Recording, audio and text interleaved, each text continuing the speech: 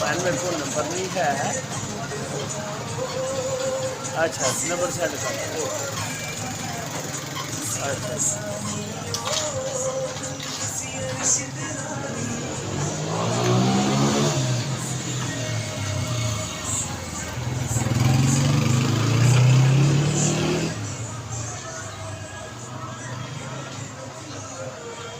0304 अगे